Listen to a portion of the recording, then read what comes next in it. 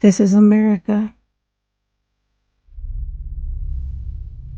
The greatest atrocity against mankind. American chattel slavery. If you traced your lineage, what would you find? Do you know where your roots lead to? Grace and peace, Black family. This is Vicky Dillard, your sister with the curly braids. And I want you to get ready for the new Master Elements project, The Spear and the Shield. This vaccine isn't experimental. It's like a dandelion. You overlook it for their weird science. DJ RP Beats and Sincere Love the God have taken this time during the pandemic to carefully craft the soundtrack to Black empowerment with hot tracks like God Mine, featuring Sadat X of the legendary group Brand Nubians. We never die. I made an ancestral shrine. Let's see what's in the God's mind. Listen, I'm a law and a person of sincere of the God. That mean your arms too short like Carl Anthony Shaw. God painted me black. God painted me black. Thanks for that. I'm a original man. A letter to Dr. Francis Cress Welsing. I say to the ancestors. Dear Dr. Francis Cress Wilson, I just wanted to thank you for all the lessons you left us. So yes, I'm more than grateful. And the controversial song Buck Breaking God today. Why every black show they gotta have a transgender? Either I'm crazy or this gotta be a planned agenda. Get ready, Black family. This is a much needed project. This is The Spear and the Shield. All right. We're moving along. Now we get into that money piece that many of us are kind of afraid of as well. We're getting into that money piece now with the knowledge. Now, ain't no mystery, God. Let's be very clear. Studying the Quran all day, the Bible all day, the newspaper all day, whatever. That's good spiritually. But remember, we do have a reality of having to pay bills. So along with that, we need to study sales. And the minister, and this ain't from Brother Ben, I'm gonna show a picture, I'm gonna show a video of the minister saying this. Along with the spiritual, we need to study business.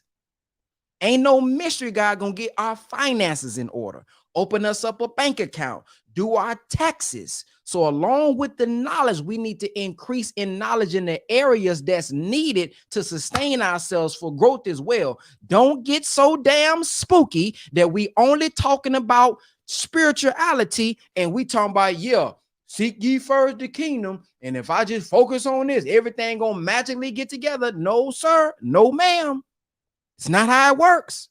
So balance that out too now. Balance it out. So this next piece, the minister going to go into doing for self. All of us should find ways to do for self. Even if you got a job, do for self is the teaching. Listen. Tonight, for just a few moments, I want to talk to you about something that the Honorable Elijah Muhammad said to us while he was among us.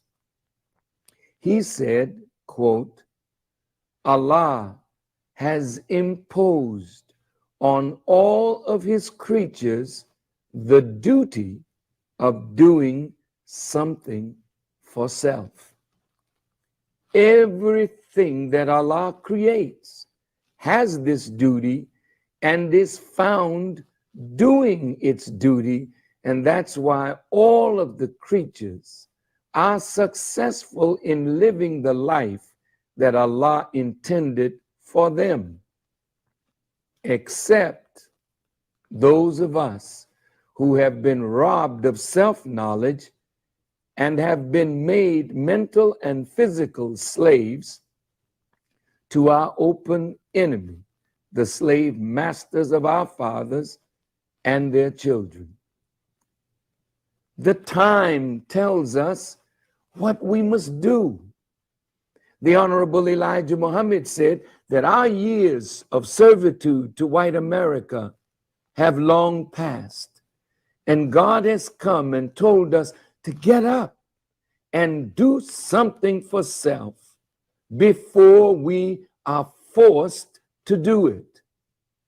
And now it looks like that time has come that the black man and woman of America and the world are being forced by God to observe that duty that God has placed upon each one of us.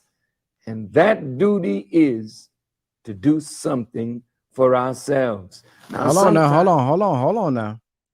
I feel like we in them times again. How many of y'all feel like you at that time where, dang, the recession is coming, finances getting hard, what money getting funny?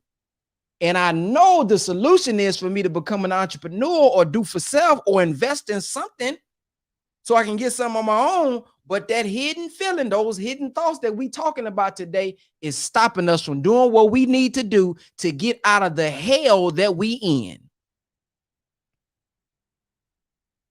See? Now y'all hearing this from the minister. I put in the group chat. If this don't get y'all to move, I don't know what's gonna get y'all to move. I done tried all, I done found all the clips I can find to help inspire y'all and give y'all the teachings and try to, but after this, I'm out. I done gave all I can get. Man, we gotta get up. What the Honorable Elijah Muhammad say in 1974? You cannot sit down. You cannot lay down. You must get up and go to work. All right, y'all, we getting back to it. We may think that working for our enemy is doing something for self. Of course, it allows us at the end of the week to draw a salary. It allows us, hopefully, with the wise usage of that salary, to pay our rent, to get food in the house for our children, to pay for their clothing, their education, and sometimes to have a little money left over to save or to find some leisure time.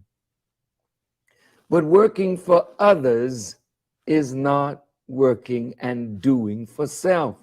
Doing for self means coming away from the enemy and concentrating on the development of ourselves, that we might find the necessary money, luxury, good homes, and friendship in all walks of life that we were promised.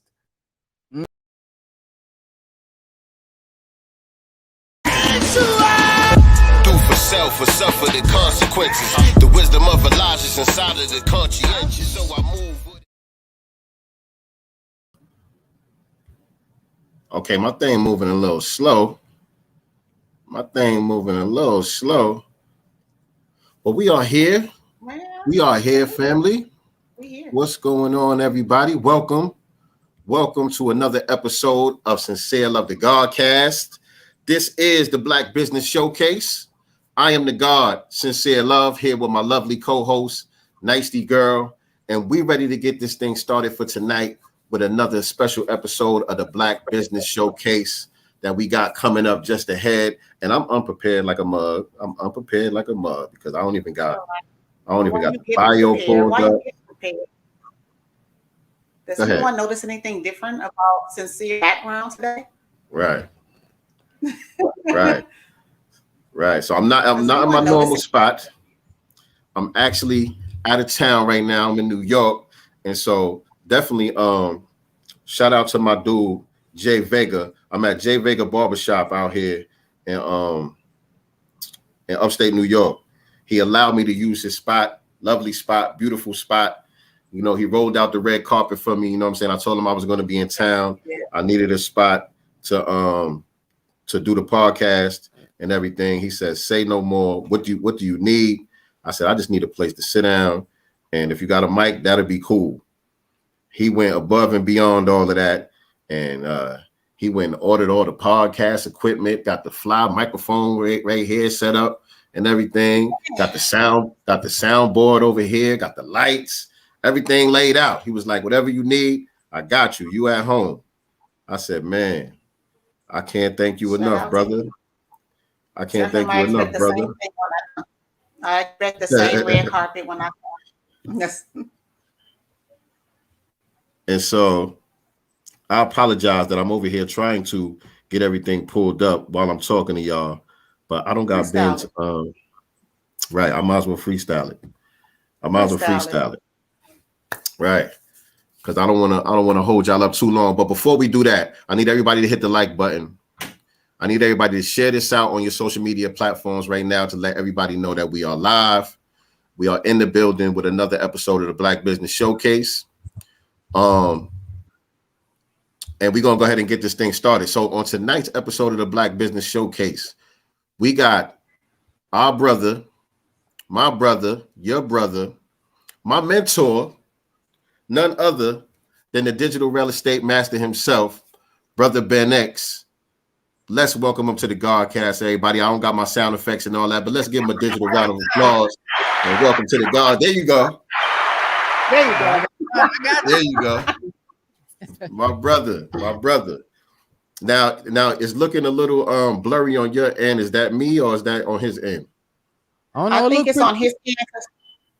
Is it? It's not clear on mine. It's on here.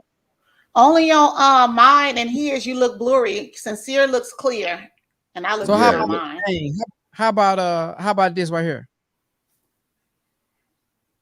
That's well, you look. Well, you look closer, but it doesn't look as crisp. Yeah, let me see something here. How about that? I mean, we could work with it. Is it work with it? Blurry? Yeah, it's a little like a lag. It's like a little lag and a little blurry. Wow, I don't know what to do about that there. It looks clear on mine. I don't know. Do you got extra tabs open? I mean, I had 2 open. They closed down. Okay. All right. Well, we could work with it. We're gonna work with it. We're gonna work. We're gonna make it do what it did. So this ain't no better than the other thing I had. Which one look clearer to y'all? Which one look better? This one or the other? They both look the same. One was just they closer. both was the same quality, but one was closer, one was farther away. You know what I mean? But hopefully it'll clear up as we go along. You know what I mean? Maybe it's a little storm lingering above. It's his avatar. There you go. There you go. There you go. There you go. Oh, no, that's not it. So, just a while ago, it came in clear. Oh, okay. So let me go back. Brother Ben got them angles. You know what I'm saying? Ben got them angles. Nah, it's still blurry. To tell the truth, it is still blurry. But we're not gonna worry about that. You can see us, you can hear us, right? Yeah, I can. Let me go look at it on my YouTube. Yeah. Okay. Yes, indeed. In the meantime, again, family, like, share, subscribe. Let everybody know that we are live. We got Brother Ben X in the building, man. Y'all better hit that share button. We're about to be blessed. Y'all better hit that share button and that like button. You know what I mean? There's gonna be some good game drop tonight. Yes, indeed. Yes, indeed. This is what y'all was talking about. I don't know. I got everything down and closed. Peace. What's going on, Crown 808? What's going on? What's going on? Star and Sister Colette in the digital building. Thank you guys for tuning in. We're just trying to get some of the tech stuff together. We're gonna get started in a second. Just trying to make sure that the sound and the visual is as quality as possible for the family. You know what I mean? But it's fine. It's fine with me as long as you could hear us and we could chop it up. That looks better right there. I don't know what happened, but it looks a little better right there.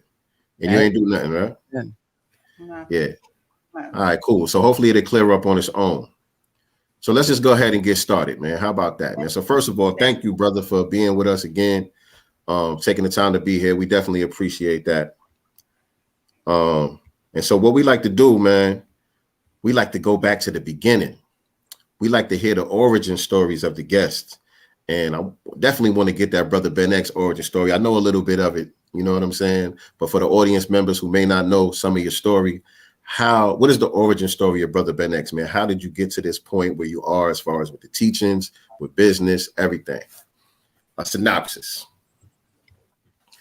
Well, my origin is I was born in prison, and the first time seeing my biological father was in his casket. I recall seeing my biological mother maybe one time. I maybe can recall.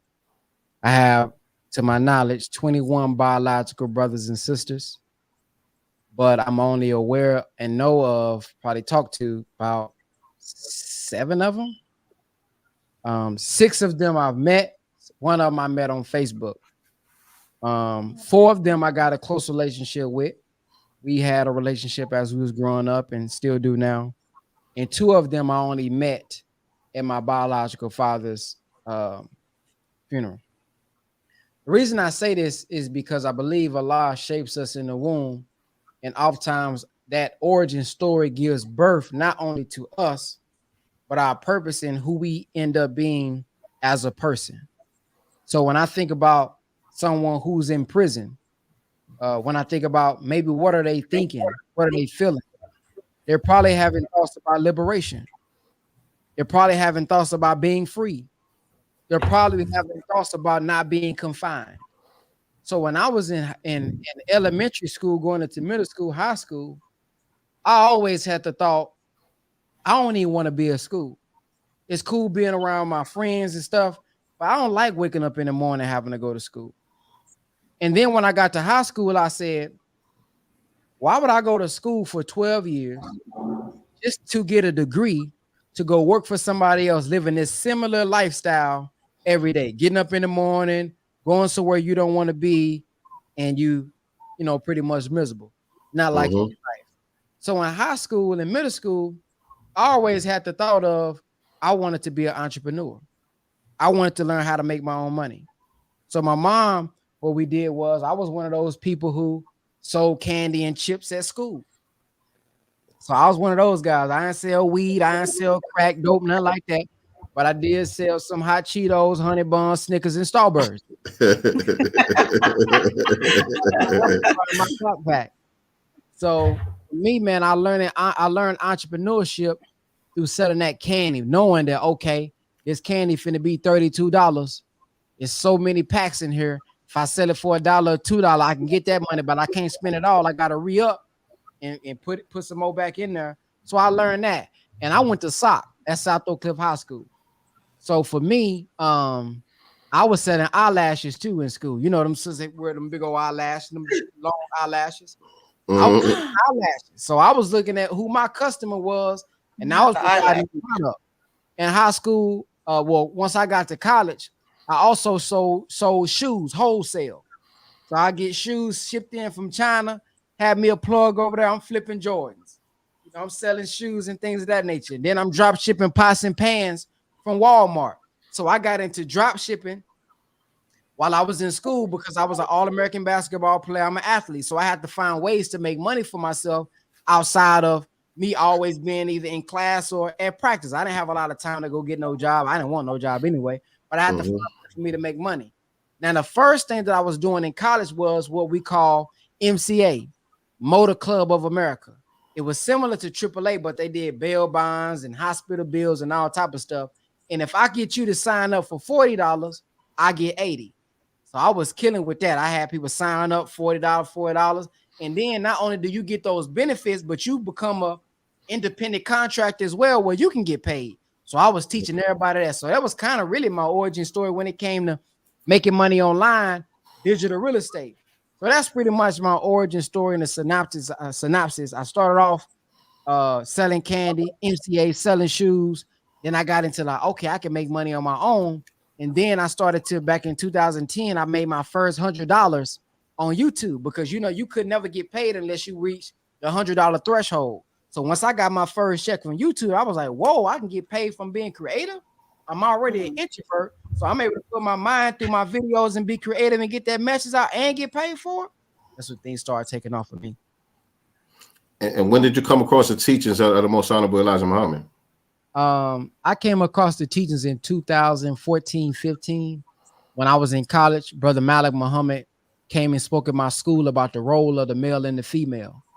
And not only was he speaking about the role of the male and the female, but he was telling us and teaching us that he was an entrepreneur as well. So all of his children graduated high school around the age of 14, 15. He was an entrepreneur, had been doing for self for several years.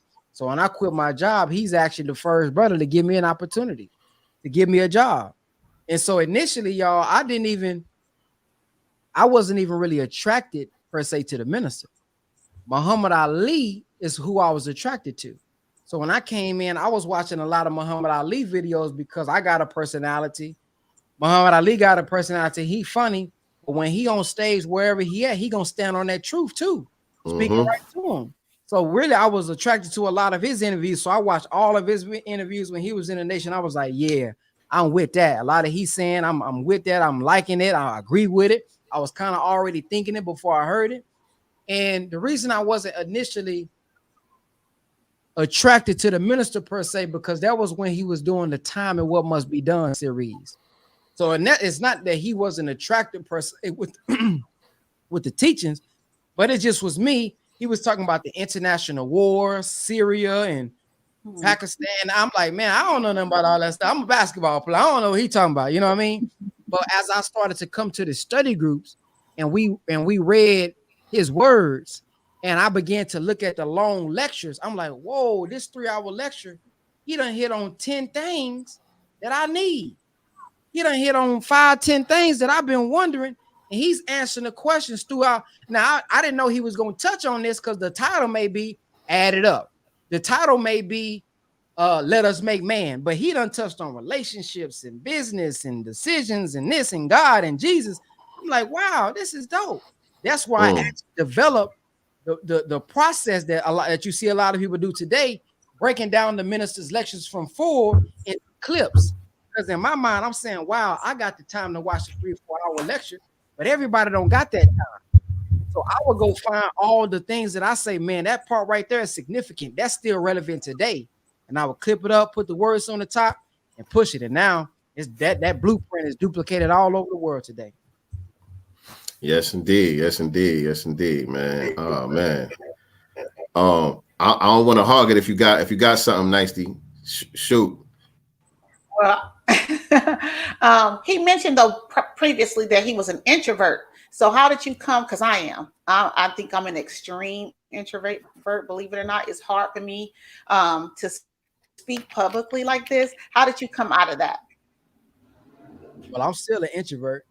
I look animated online, but when people meet me in person, they always say, "Man, you seem so much." You know, you're animated online, but you're so reserved in person. I'm like, because I'm naturally an introvert. I found comfort through practice, trial and error, just how many times I've made videos. I come alive when I'm on camera. I come alive when I'm behind the mic. Same thing in person. It's almost like I submit to the mission because really I'm not a talker. I'm one of them person that's going to ask you a couple questions, you know what I mean? And I'm listening. That's who I naturally am. I'm not someone that's when I come in the room, I got to let everybody know I'm Brother Ben X. And I'm in all the conversations and I'm showing how smart I am. I probably won't talk unless somebody asks me a question. So that's just how I naturally am. So for me, if I'm on an interview, you know what I mean? I can come out that shell because I know that I have a mission that God has given me. So I submit to that versus submitting to me just being an introvert. Yes, indeed. And when you say the you submit to the mission, what is the mission? So the mission is to give life to the dead, mentally, spiritually, and financially. Our people, man, are described as dead in the scripture. And the Honorable Elijah Muhammad said that this is not no spooky physical thing where we're going necessarily to the grave to raise us up, but we need to be spiritually resurrected, said the Honorable Minister Louis Farrakhan. So being able to give someone that word that quickens the spirit and the guy within and wakes him up, that process of resurrection is our mission. So whatever I'm doing, whether if it's business, whether if it's speaking, everything got to have the mission wrapped around that, you know, to carry on that mission, you know. So when I say what the mission is, everything that I do, whether if it's playing a video game, whether if it's going to the metaverse, whether if it's being on GTA, whether if it's making music, the mission is at the root of it. Yes, indeed. Yes, indeed. And so now when it came to social media, growing your platform in the very beginning, did you already understand the power of social media and how to use it? Or did you have a mentor or somebody that put you on game? Or was it kind of like a natural process for you? How did that come about? Just trial and error.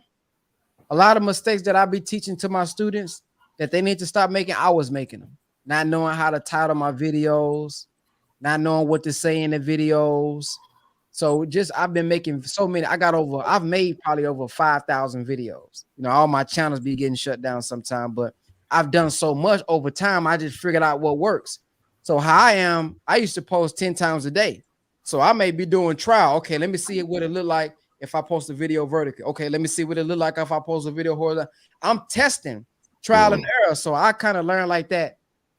Now I've taken several classes and invested in myself and watched YouTube videos, watched various speakers. You know, I look at Gary V. You know, I may look at a Russell Brunson. I look at Grant Cardone. So I study the white man, as we're told, study the operations of the white man, because they work together in a collective manner and make no excuses for their failures. Say it in Message to the Black Man. So I'm always studying to see, okay, what can I pull? What can I take away that I can give it back to my people and put it in my fine language, as the Honorable Elijah Muhammad would say. So for me, man, it's just a bunch of trial and error. I didn't know what I was doing at first. I was just doing it because I loved it. I was just doing it because I wanted to impact people. I just wanted to give my perspective to people. And then the income came later. So when I tell people, don't focus on passive income, focus on passive impact, I'm not saying that just to sound good. I'm saying what my journey was. I was just trying to impact people and found out later that money is only a byproduct of your impact. Okay, yes, indeed.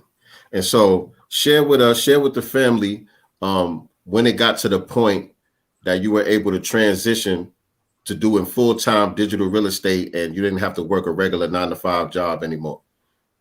So when I was working at FedEx, I tell this story all the time. It was a temp season job. And this temp season job, around December, I think 28th, because y'all know peak season is basically around November, December. They coming around to tell all the temp people, hey, you know, we probably gonna be laying you off, because around that time they just hiring you because they know it's gonna be an influx of shipments. Black Friday around the corner, Thanksgiving if they shipping, or Christmas, you know. So that comes around telling all of us that he's gonna, you know, we're gonna be laid off. Temp season almost over with. Now in my mind, I was already thinking, if I throw more boxes on this truck next week than I did this week, my paycheck is gonna be the exact same. So if I come to work and I go 10 times hard, I'm throwing a bunch of more boxes, I'm breaking my back, my paycheck gonna be the same thing in 2 weeks. But if I have my own product, my own service, my own business, my own brand, woo, the more productive I am, the more money I make. The more people I reach and impact, the more money I make. So that's where I came up with the hoodie and the quote that says, I fired my boss before he fired me. When he told me that, I didn't go back. I went full-fledged YouTube, creating content, and I ain't had no job ever since. Now I have had some ups and downs to where, you know, I was making a lot of my money from my platform, you know, maybe YouTube, things of that nature. But then it transferred into, Brother Ben, you're not a YouTuber. What your duty is to show people how to pull their gift out and show them how to monetize their gift. So yeah, you know how to build YouTube channels up. You done did it twice. You got a Facebook page with over 500 million views. But your gift really is not you just making money from the YouTube in the monetization. You meant to go find people, show them how to make their gift, make room for them with this new modern technology. So that's when I started to do for self around 2016. I ain't had a job since about 2016. I've been doing for self ever since. And was it just a leap of faith, or did you already have the platform built up to where you felt confident and comfortable leaving the job? No, I didn't have no $5,000 saved up, no 6 months rent saved up. As a matter of fact, I have a video on Facebook right now where I documented myself having $10 left, $10 to my name, 9 days left to pay the rent. And I filmed myself because it kept happening. And it was faith. And I said, man, God really got me. Because man, when he said do for self, dead is slavery, I said, I'm quitting school. I'm doing this. I just believed. So like at the end of every month, something I'm talking about, it was magical, man. I wish I recorded each month. That's the reason I recorded the last month. But every time at the end of the week, something would happen where I get a gig and I get the exact amount that I need for my money. So when it says, seek ye first the kingdom of heaven and all these things to be added to you, and when you're doing the work, you don't have to worry about where your food gonna come from. And I didn't understand that. Maybe it still don't all the way, but I witnessed it, man. Money, it'll just happen. Somebody will call me. Can you do this? It's like, wow, how did you know I needed $250? But that last time I said, hey guys, man, I'm finna just leap out on faith. This video I'm documenting right now, and it got $10. And a couple of days later, I made another video following up. Peace, y'all. I got the money again, and it happened again. So it was really just faith for me, man, and was trying to figure it out, network. I had multiple streams of income. You know, I was passing out flyers. I was shooting music videos. I was shooting movies. I was shooting movies for $2,000. I was just doing whatever I could to make ends meet, man. And it was working. I was hustling, but it was working at the time. You also mentioned, you know, there was a lot of trials and errors. What was your biggest trial during this process, or the biggest error that you made, and how did you learn from that? And my biggest trial,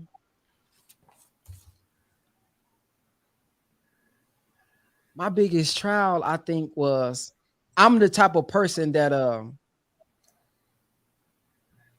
well, I'll say this. I joined the Nation of Islam, and when I joined the Nation of Islam, a lot of people didn't support that. Oh, man, you don't quit basketball. Man, them Muslims gonna get you killed. Man, them Muslims got you going crazy. Okay, you don't join. Well, don't ask me for nothing then. You better ask the nation. I'm hearing this stuff from close family members. Wow. People that ain't never talked to me about Jesus, ain't never talked to me about God, ain't never talked to me about religion. Now they family DMing me about Christ, thinking they don't even understand what I'm learning and what I believe in, but they trying to steer me away. So in my mind, I'm like, man, I can't ask nobody for help. I can't ask family for help. People don't understand me. I done got, you know, one of my cousins asked me, man, why you post so much about this? Well, when I was posting about basketball every day, it was never a problem. Right. But now, man, why you posting so much all day long? So I had that. So in my mind, I had to say, I got to do this on my own. I got to figure this out on my own. Don't nobody support me like that. Ain't nobody happy I made this decision. So when I left, now, when I got $10 left and $10 to my name, not only I don't really know who I can call on like that. Number one, because I don't want y'all to think, yeah, you had to come back and you needed me. Why you didn't? So I didn't even want that thought to be in their head. But I'm the type of person that documents and even puts out things that most people don't put out. So I documented when I was on the side of the highway when my car broke down. I documented when my power steering fluid was always leaking and I could barely turn my car. I documented when I was riding my hoverboard to work because I didn't have the car wouldn't work and I had to drive my hoverboard. So in my mind, I could have failed in front of everybody. That was the trial. So when I say I got $9 left in my name, I put stuff like that out beforehand. So if I don't make it, I really don't make it. So I had a documentary called Beyond Every No. When I was in college, I was documenting. I said, I'm going to make it D1. Because my coach told me after my freshman year, you ain't going to make it to the NBA. You're not good enough. I cried right there in practice. I ain't no cry like that. I used to tell myself I don't got no tear ducts. So it takes certain special things to make me get teared up. It's like, you know, when certain, you know, something real good happened and people cry tears of joy, I could never do that type of stuff. I don't know. But man, I cried. So the next year I said, man, I'm finna create me a documentary called Beyond Every No. Beyond Every No, the acronym was Beyond Every No from a college, I'm gonna make it. Somebody gonna accept me. And that second year, and here's the thing, every episode I'm putting it out on YouTube before I'm even signed. So I'm saying y'all Beyond Every No, but if I never got signed, it would have been like, dang. Never got beyond the no. But I happened to literally get signed and I became an All-American. top 15 in the nation in scoring, top 5 in the nation in assists. So my stories have always been like, man, he come through in the end. Like, for example, when I say I want to make $25,000 a month, when I got certain goals on social media, I want to retire my mom. I want to do, I always put it out in front of people. So if I don't make it, I fell in front of everybody. So my trial is being able to complete what I say I want to do and what I say I'm going to do. And being able to make sure that even though I had a family that had to depend, that was depending on me, I was paying all the bills. They had to trust me, because I didn't want to go back and get no job no more. I wasn't doing that. I was saying I'm gonna find a way to do something for self. So having that pressure, all that pressure on me in my early 20s, that was the trial. First of all, you look 12 now. I'm just kidding. So now for someone, you know, because, you know, it's hard, you know, especially we talk about this on the show all the time, how most of us was raised. Go to school, get a good job. You have this entrepreneur thing that you want to try, but you have those people that saying you better not quit that job. You got this good job. You got those benefits. How do you play past that when you have those type of, or how did you, you know, play past those types of negative speak in order to, you know, reach your goal? Because I know I've experienced that. And in my family, it's just really important. Go to school, get a job. How do you change someone who comes to you for that guidance? I want to be an entrepreneur, but I have this job and I don't know how to let it go. I fear failure. I was feeding on a scripture and a quote from the Honorable Minister Louis Farrakhan. Let me write it down. Hold on. I want to see if I can find it. If you need me to share your screen, let me know. So the minister got a video. I'm probably not gonna be able to find it because it's a hold on, let me see.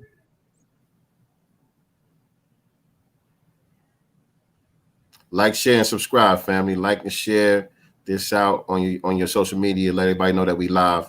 Make sure you subscribe to this channel. If you're watching us on another platform, head on over to the YouTube, type in Sincere Love to God, hit the subscribe button and the notification bell. All right, here we go. I'm ready. Let me share my screen. So this right here is the exact post. It's funny you say that. Here goes an exact post that I made. Can y'all see my screen? Hold on 1 second. Let me put it up here. All right, there you go. So this is 2016, as you can see. 1 year after I joined, these are the minister's words. In a family, God don't pluck the whole family. He may pluck one person out of a whole family, and when he plucks you, the whole family will say, oh, the nigga done went crazy. And they turn their back on you, but you don't care. That's when you know you're born for something. When you can walk out and don't care what people say, don't care what they do. You found what you've been looking for, and I'm dead on course now. The minister did it's called Man in His Mission. He was talking about that. He's saying, I don't care if your mama do this, if your daddy, you walk out and say, no, this is what I've been looking for. So I was feeding on that. And so I didn't care. When I'm the type of person, when I make my mind up about something, listen, I done already did the devil versus the angel. Brother Ben, you shouldn't do that. Yes, I should. No, because you got to consider this. No, I done already had my back and forth. So whatever you about to say, I done probably already considered that. But then there's another Bible scripture that I was feeding on as well. Let me find it. And this scripture say,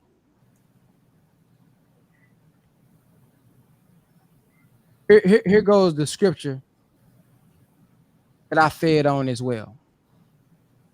Now, while I was doing this, I was thinking to myself, man, nobody never said nothing about religion and all this before I joined the nation. Now people lying and saying all this. And I said, man, the scriptures say when you pick up your cross and follow me, you'll be lied on, hated on, persecuted. Man, I must be following the right one. And it talks about, watch this right here. Now, we know Jesus, when it came, he said he didn't come. Watch this. This is Luke 12:51. Jesus said, do you think I have come to bring peace to the earth? No. I have come to divide people against each other. And watch this part. Luke 12:52 says, from now on, families will be split apart. 3 in favor of me and 2 against, or 2 in favor and 3 against. So it's not that he was necessarily coming to purposely divide it. It's just that when that truth came and that reality of God came, some gonna come with the reality of God and some still gonna be stuck in Spookville and gonna go against the truth. So that would naturally divide them. So now 1253 says they will be divided, father against son, son against father, mother against daughter, and daughter against mother, mother-in-law against daughter-in-law, daughter-in-law against mother-in-law. So when I read that, I said, shoot, this is written. It's written. This is what's supposed to happen. And then the Honorable Elijah Muhammad said, you never have to condemn a dirty glass. Just put a clean one next to it. So the more I continue to grow and self-improve and grow, now the same people that was against it, they ex schoolmates to say, man, you know, Brother Ben, now they got to bear witness. Oh man, yeah, that's my son. Oh yeah, that's my cousin.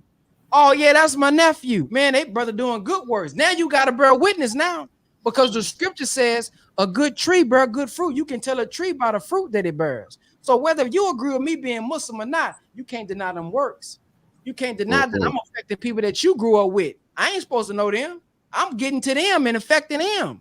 So God was able to bring everything full circle right into everybody's face who once disagreed with it. Now the same people that disagree, listen to the minister, watch the July 4th, watch Savior's Day, be talking about the minister on Clubhouse. So everything came around full circle. One of my cousins who asked me that question about why I'm posting so much, now he's praying, all praise due to Allah, got message to the black man, read How to Eat to Live, read Theology of Time and all that, or Fall of America.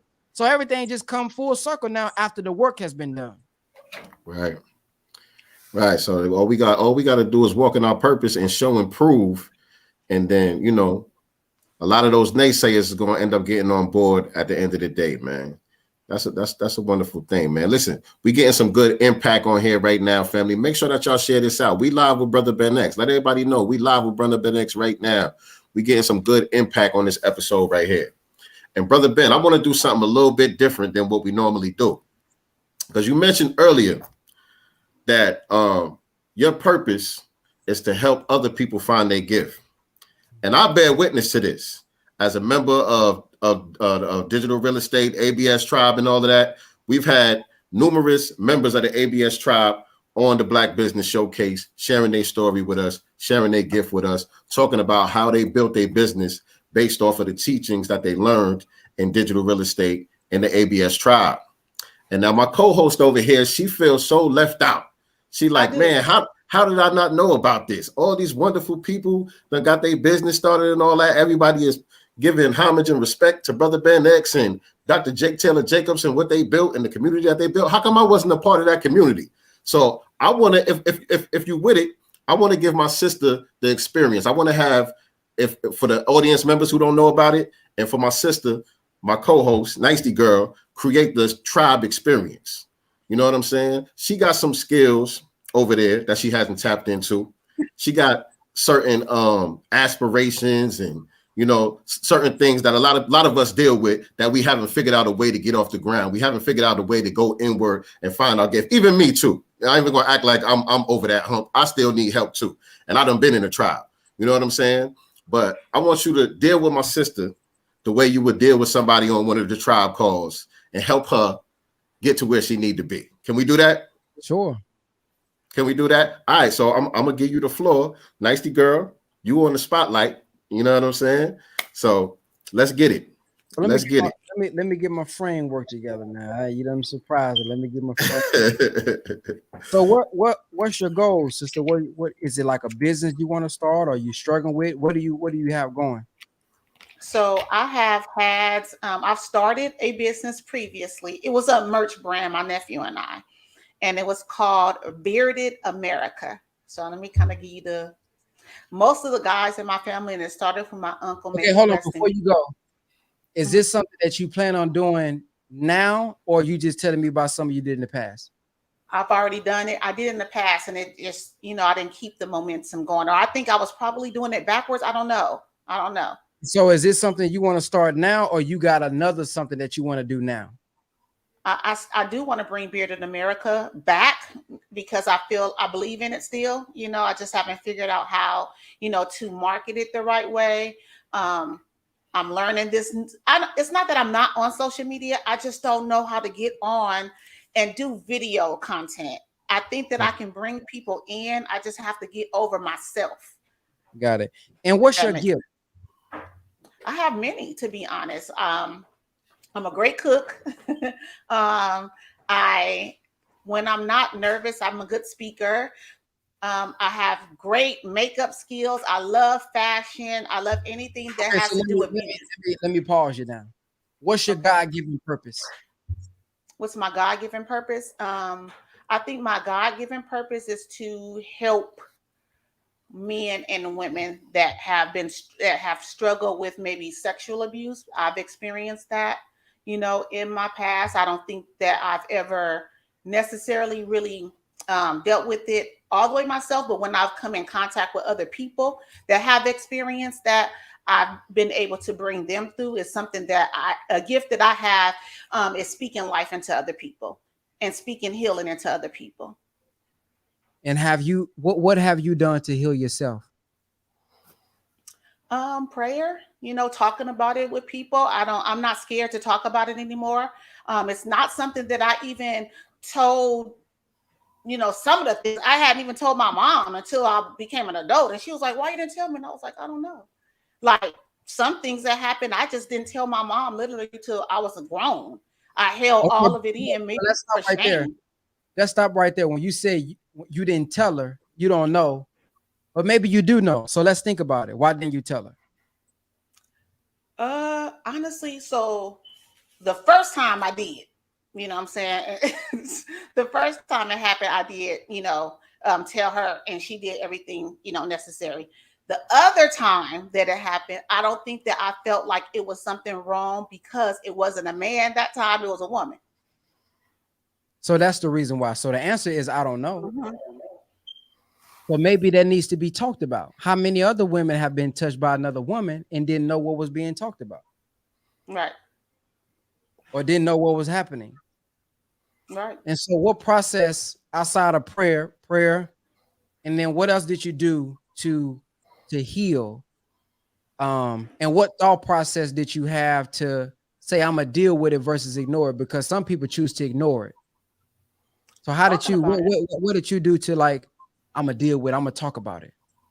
Talking about it to other people, and most of the time it's not me just overly sharing. Someone can come to me and tell me something that's going on with them. And so in order for me to relate to that person, I would share with them what happened to me. And so it becomes more like a mutual therapy process, I think. And so that's how I dealt with it. And what was helping you when they did that? Getting it out. You know what I'm saying? And I think, having the conversations with the people that I had the conversation with is what made me tell my mother as a grown woman that, this happened by your friend, blah, blah, blah. And, she was kind of upset like I didn't tell her. But I just think that talking about it, I'm not nervous talking to you about it right now. I think that getting it out feels great. It literally, I feel like I get lighter every time I talk about it. The women who come to you and they talk about it, did they have a problem probably initially? Did they ever struggle with getting it out? Yeah, I was usually the first person that they had ever spoken to about it. I was the only person that had ever shared that information with. They were talking to me because they had something bottled up in them that they needed to get out. And it was something about me that they trusted me with that information. And it's something that I'm in contact with these people. And if they're feeling down, they know that they can get on the phone and call me and we can talk about those things. Now, is it beneficial for them and yourself to know that, dang, somebody else has been through this too, and man, somebody can relate to how I feel about it? Yes, definitely. Okay. Definitely. All right. Does journaling help with this? Like we talk about getting it out, because most people keep it in their head and that have them. Does journaling help? So I know speaking, but if they write it out, does that help? I've never written it out. It's just been in me. I've never wrote about it ever. It's just here and here. And most women that that you talked to about it, what was their main problem? Just one, being able to trust someone enough, to tell their story. Two, to not feel like it was their fault, that they did something wrong. A lot of times, they felt like the people around them, the adults around them, knew about it and didn't protect them. So that gave them this sort of guilt. Unfortunately, in our culture, we have, where you hear they'll say that fast tail girl. That happened because she was a fast tail girl. And so a lot of it is held in because you're worried about being judged. Am I going to be called the fast tail girl? Right. So a lot of these what's their real identity? They're not a fast tail girl. What's their real identity? Who are they really? Who do they need to take? Because some of them maybe start believing it. Oh, I'm a fast tail because adults are saying it. Who are they actually? Well, they did. Some of them did, and a lot of the conversations that came out is because me as a friend, if I see something that I don't agree with, and I thank God that the things that happened to me did not make me do certain things, because a lot of girls can become promiscuous. A lot of girls can become alcoholics, drug addicts, all these things. They start to rely on certain substances to get them by. And so I would see certain things and I would call out, but not in a negative way. I'm the girl that would pick up the phone. This is what I noticed, or when we're face to face. And that's what will allow them to open up to me, because I didn't come at them like, girl, what you did yesterday? Like, what's going on, sis? That wasn't right. So let me ask you this. What's the cost of not getting it out, but then finding vices to cope with it? Because you're not healing. They coping with it. What's the cost of not getting it out? Self-respect, your, just continuous pain, because you're constantly in a state of, it's almost like a prison. If to be honest, it's a prison because it affects relationships, whether, with significant others. If you're a parent, it can affect your relationship with your children. For me, I'm a mother. I have a 27-year-old and I have a 17-year-old. And they never were allowed to go to sleepovers. And they hated me for it, but they thought I was just like the worst mother in the world. Like, I bumped heads with my kids so much because I would never let them go to sleepovers. You're not going to somebody's house. Like, I'll drop you off. You can play for a little while, but you're coming home. And it's because of spending the night somewhere, right? Something happened to me. So it can help. It can affect, your parenting. It can affect relationships, etc. Wow, that's a lot of stuff it can affect. Yeah, in a bad way, Yeah. How much money you think that costs them? All that, how much do you think is worth to get something like that removed from your life? It's worth everything. I think it's worth everything, because with removing something like that from your life allows you to have peace and allows you to do the things that you dreamed of doing outside of having that hindrance on your spirit.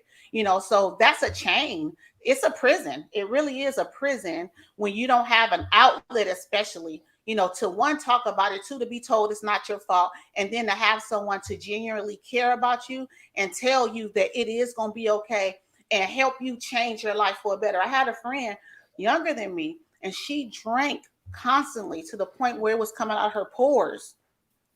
It was coming out of her pores. And I was like, something ain't right. Like, she had a kind of a bad relationship with her mom where it became disrespectful and things like that. And I never thought it was that. So certain things like that made me figure out, when I'm seeing stuff like that and I'm encountering these people, and it seems like I always do, for some reason, I'm a magnet for it. Now I know something happened to this person. You just know, without them saying it, you just know. Yeah. But you have to make them comfortable enough to open it up. I don't like to just ask. I want them to come to me, and just have a safe space to talk about certain things. And you've developed over time a way to do that naturally. How to get that out of them, right? Correct. That's a high level skill. Okay, so if you're able to get that out of them through your own experience, and you just told me it would cost everything for somebody to get that problem. So now my question to you is, if you had to come up, if a sister who's dealing with this, she just got molested. Sister, can you give me 5 things to help me deal with this situation? What would those 5 things be? The very first thing is to, it depends on the age, but if it's a grown woman that has gone through that or has a child that's gone through that, I would say talk to them. You know, talk to someone. If you're coming to me, we're going to talk about it. I'm going to hug that person. I'm going to let that person know that it's not their fault. I'm going to definitely pray with that person.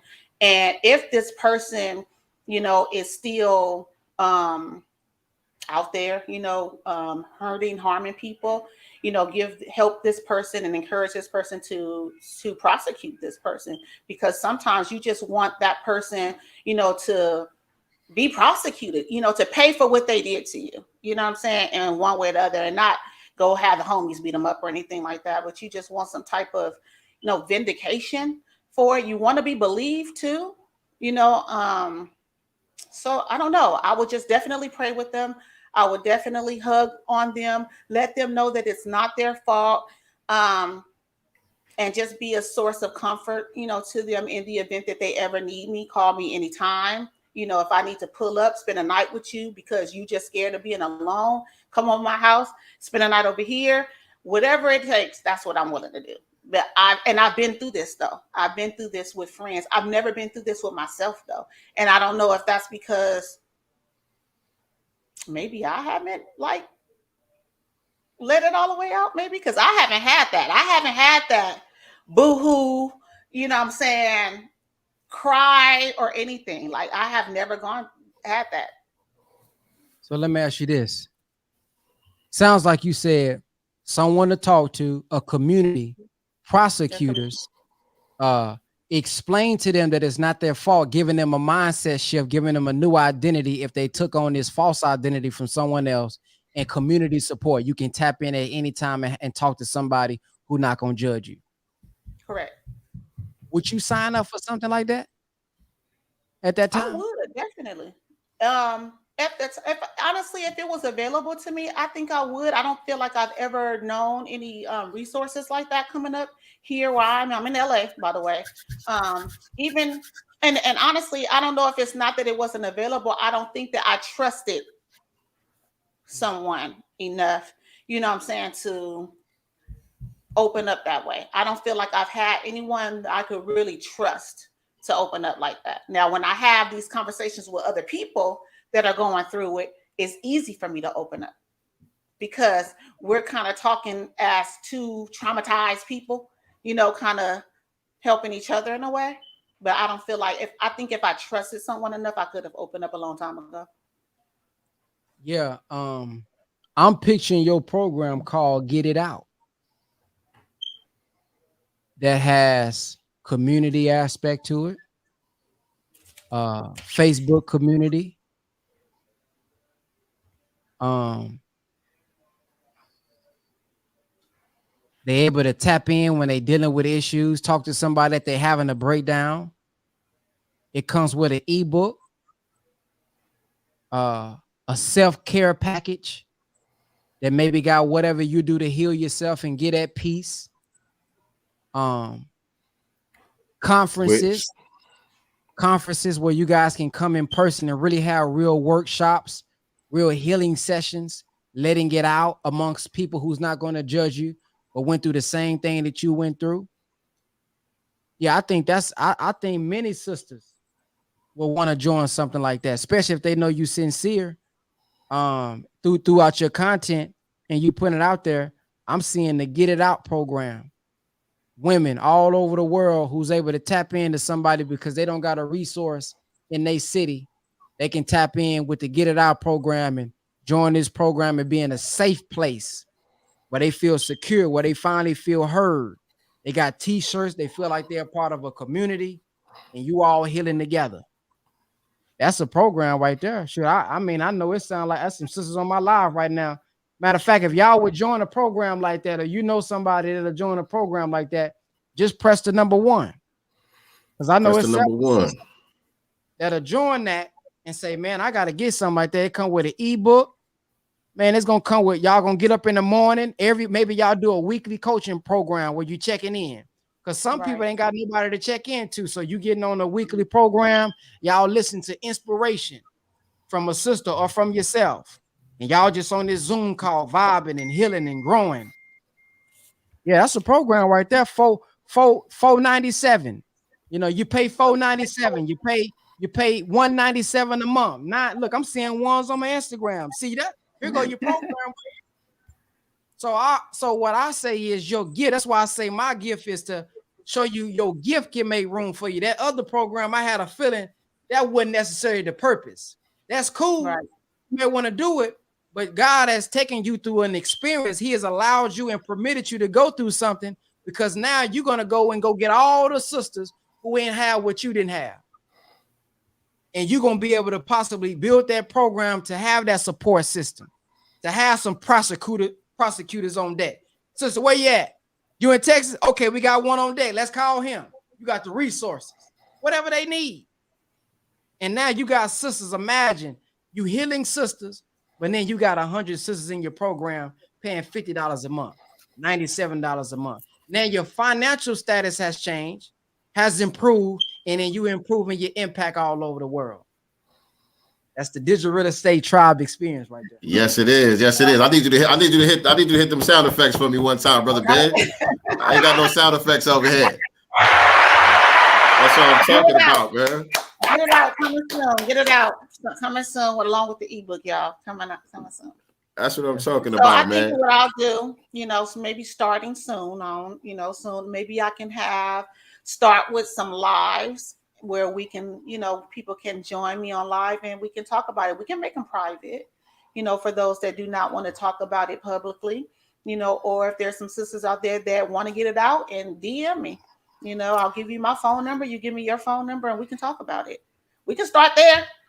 And I also want to just say, to keep that in mind with the other thing that we got cooking too, because that ties in. It does. That ties in. We cooking, y'all.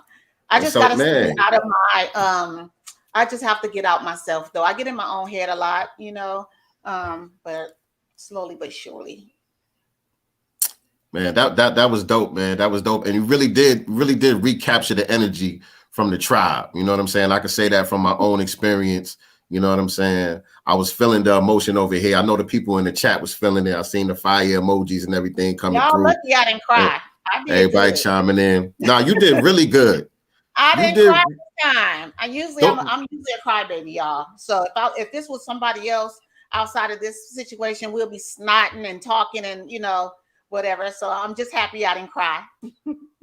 But Brother Ben, don't you think she did kind of good? Because a lot of times I notice it'd be hard for you to pull all of that out of a person. You know what I'm saying? I felt like she gave you what you needed the first time you was asking the right questions. Yeah, she did excellent. Right. Yeah. Right. All right. She just believe it. You got the plan. You just got to see the clear path and do it. I think once you got a clear path, you can get it done. Like you say, get out your own way. Right. I have been in my own way. That's what the tribe experience was like for the most part, family. We'll be on those calls. That way. Huh? Me and Sean, we gonna bring it back. And it's gonna be gonna bring it back. Tribe. But soon, within the next month or so, we're bringing that aspect back where what we just went through, the main two things we're going to be dealing with is showing people how to craft their offer, because many of them maybe already got a product or a service, or they got a gift and they don't know how to make that into a real offer. And then we're going to be teaching content, and then we're going to do weekly coaching. So the tribe is coming back. Just special announcement. I don't know if it's any old tribe members on here, but we are going to bring it back. It's going to be the digital real estate tribe, man. And we're going to bring that spirit back, and we're going to do it the right way. Digital real estate tribe. That's what's up, man. Yeah. Like I said, we had a lot of tribe members on here, and everybody said that they miss it. Everybody say, they speak highly about the experience. You know what I'm saying? They attributed a lot to some of the success that they're seeing in their lives now. You know what I'm saying? And that includes myself. You know what I'm saying? But I still need your help. So can we do me now? Can we do me now? You know what I'm saying? Because this is where I'm at, Brother Ben. Everything that I'm doing this podcast right here that we on right now, everything that y'all see me doing on social media and all of that, me getting my music out there and just building my personal brand.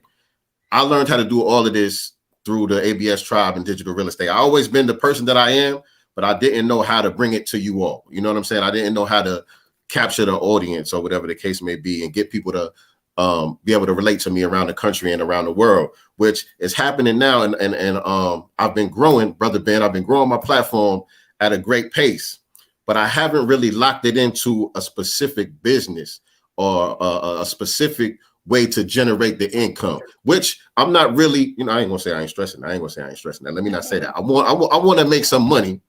You know what I'm saying? Doing what I'm already doing. I feel like I'm walking in my purpose. I feel like I'm tapping into who I really am. And I feel like I really am making an impact on the people that I'm able to touch via these social media platforms and all of that. I feel like I really am able to make a solid impact on people, but I'm still trying to figure out the way to turn it into a steady stream of income for myself. So, what's next? Where do I go next? What's the product or service? I don't know. I got merch. I got music. I got merch and I got music. I got a couple more ideas in my head, but nothing that's to the market right now. I'm in the building stage of attracting the audience still. Describe your dream customer. People who are looking who are looking to make an impact in the Black community, to play their part in the process of Black empowerment. You know what I'm saying? People who describe it as a person. His name is Chris. Describe right. Chris. Now his name is probably Supreme Mathematics. His name is Supreme Mathematics. So your target audience is probably a 5%er. Sounds like right. It. That's his name. Right. We could say that. We could say that a 5%er would fall into that category. He might be a Moor. He might be in the Nation of Islam. He might be, just a young brother, coming out the hood that got a level of consciousness. So your target is people who are already conscious.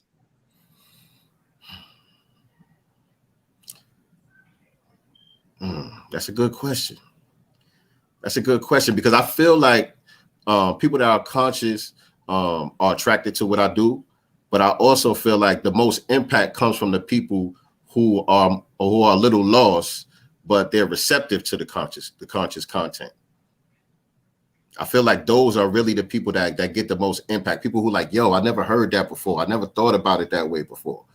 There's a lot of people who already tapped into the information, who like what I do. They follow me, they engage with me and all of that. But the people that really get impacted are the ones that have never heard this information before. And the ones who never heard this information, his name ain't gonna be Supreme Mathematics. You're right. His name's gonna be Jerome. Right. So who is your target audience? Chris. Okay. Young Chris. Now describe Chris.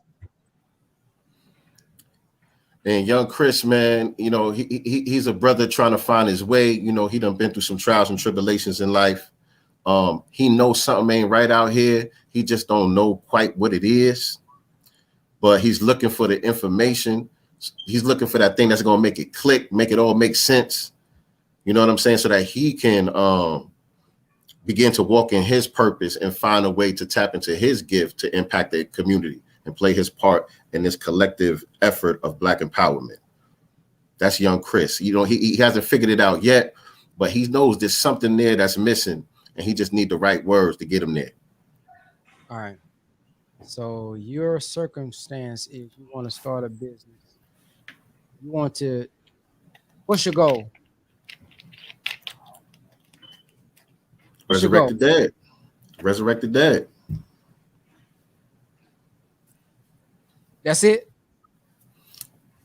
That's the overall thing that I would like to see in the world. And I try to figure out what my part is in bringing that about.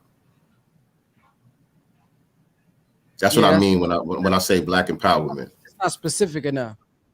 Okay. So be more specific. I think the specificity may be my problem. I think that may be where the problem is at. It's too broad. It's just, you know. So what do you want? I want liberation for my people. I want liberation for my people. Okay. That's broad. And what do you want though? Like, okay, we liberated. Now what?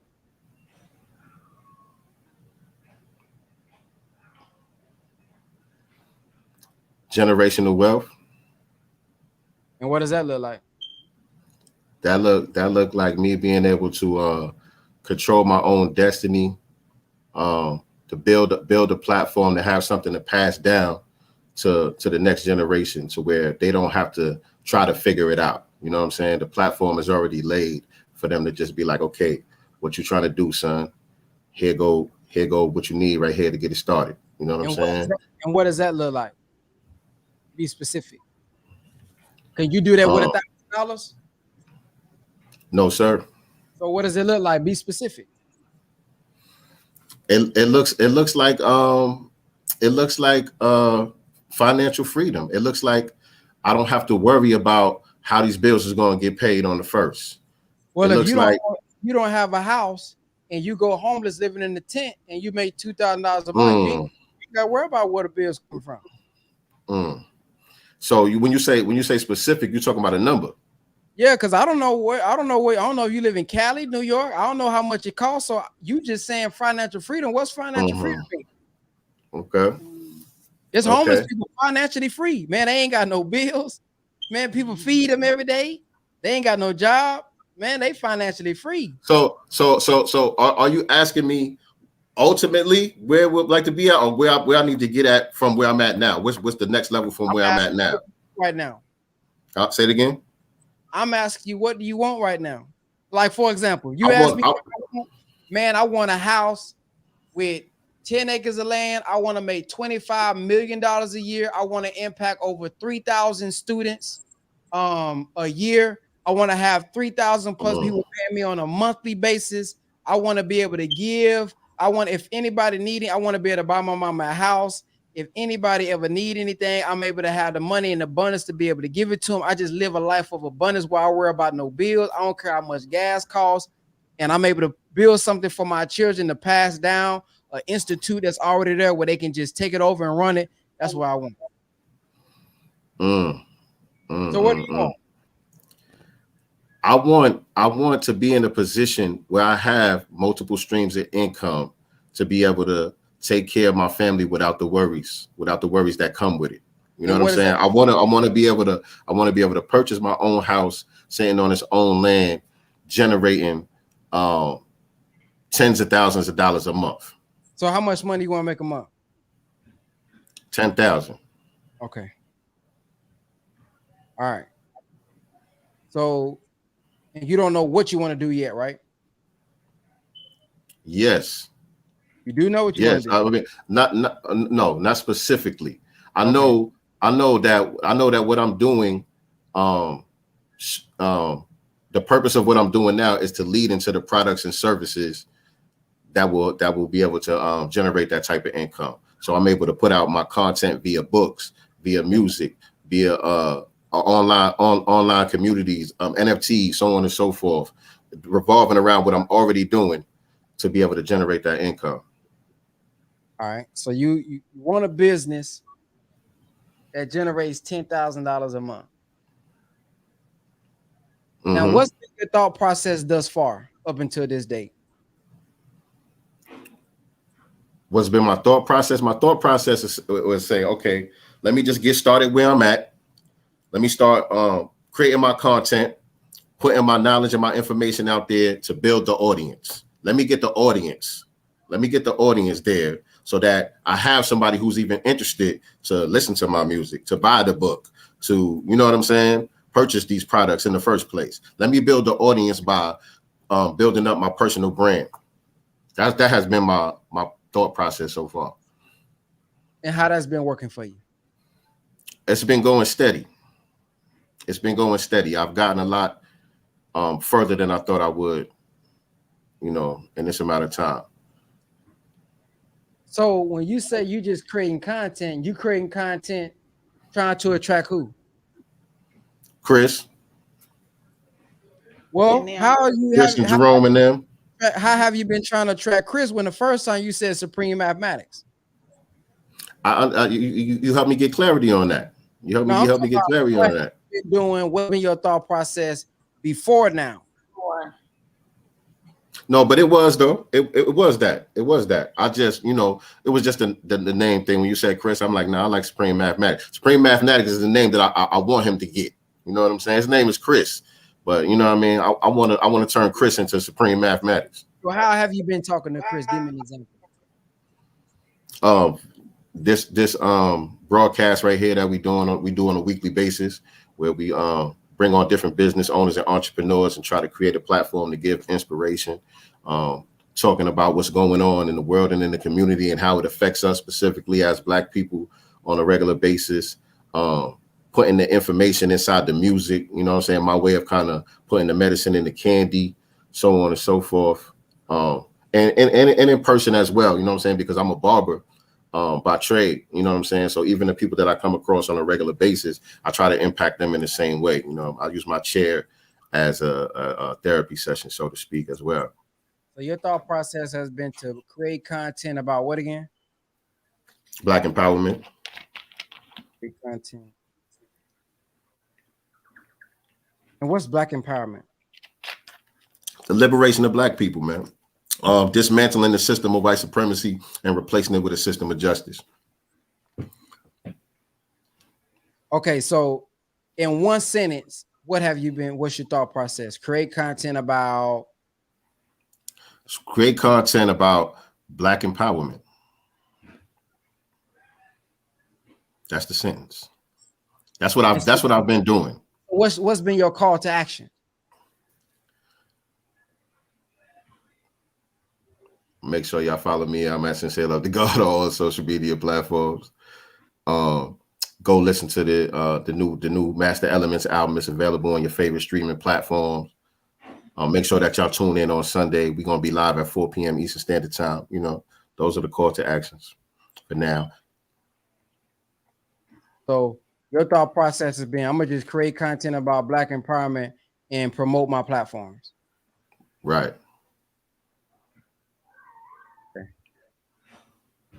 And you want to make $10,000 a month.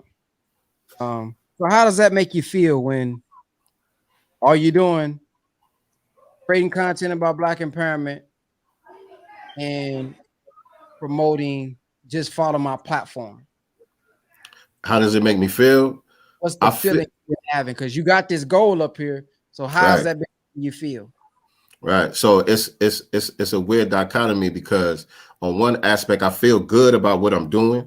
I feel good about the people that I am able to impact. But at the same time, I feel like I'm stuck on the economic side of it. I feel like I'm like, okay, so now what should I be doing next? How do I transform this into these streams of income that I'm trying to create? And so what's been your actions that you've been taking? What's the strategy? So you say you got your podcast, you got so like on a weekly basis, what are you doing? I've been part of the process has been building a team, building a community. You know what I'm saying? I connected with my sister nyctegur.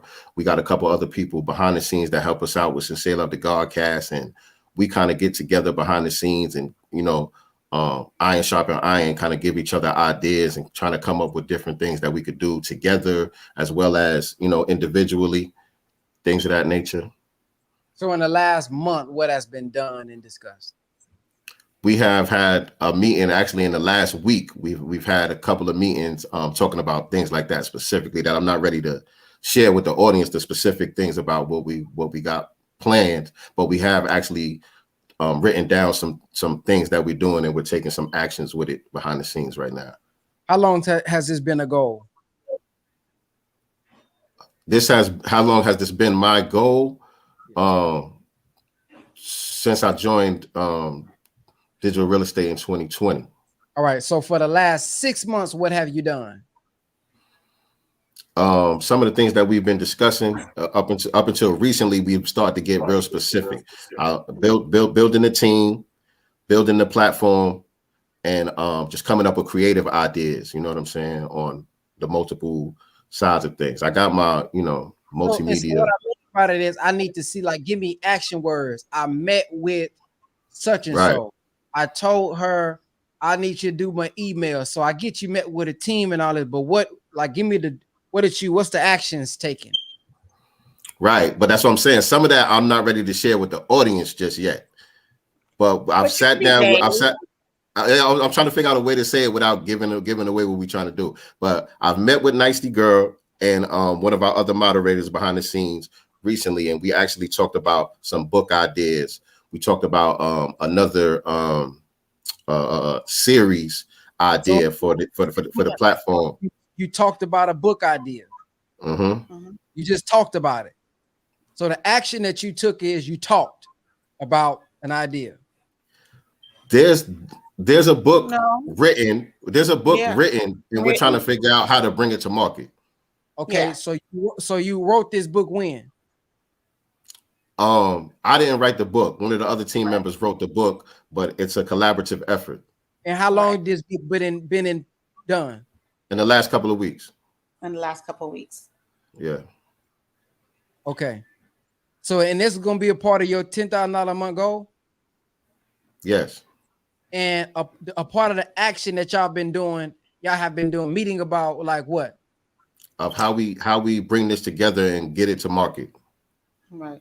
So what y'all been doing is meeting, strategizing, and what else? What other actions have you been taking the past 6 months?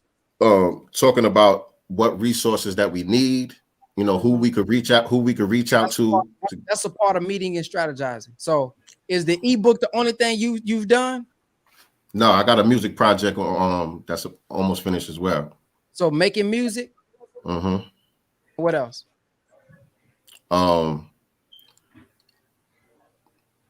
That's it. All right. Other than the social media content, it's the book and the music. And you said making content. And what's been your results? Results of what? What we met about. Compared to your goal. Your goal is to make $10,000 a month. What's been your results? I make some money here and there. I make some money here and there, nothing steady. Inconsistent income.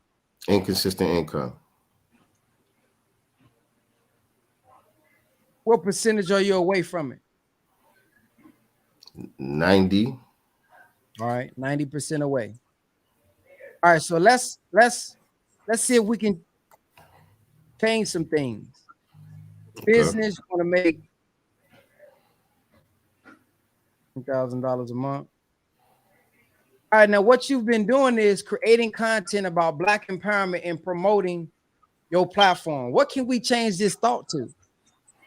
Because right now you want to make $10,000 a month, but only thing you're doing right now is saying creating content about Black empowerment, saying follow me on all my platforms.